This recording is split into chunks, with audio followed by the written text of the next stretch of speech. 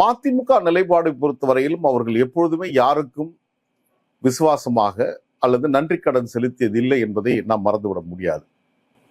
வைகோ அவர்கள் 29 ஆண்டுகள் மொத்தம் 30 ஆண்டுகள் 3 மாதம் அவர் நாடாளுமன்ற உறுப்பினராக இருந்திருக்கிறார்.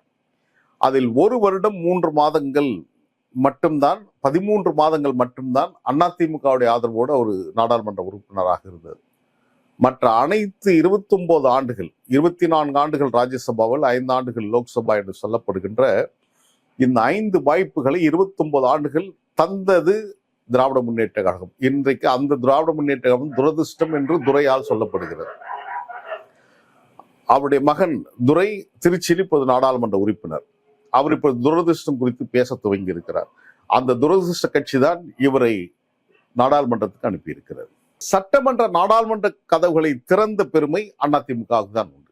1998 ஆண்டு நடைபெற்ற நாடாளுமன்ற பொதுத் தேர்தலில் 5 தொகுதியில் போட்டியிட்டு 3 தொகுதிகளில் மதிமுக வெற்றி பெற்றது. ஆக நாடாளுமன்றத்தினுடைய கதவுகளை மதிமுகவுக்கு திறந்து விட்ட பெருமை அஇஅதிமுக உண்டு.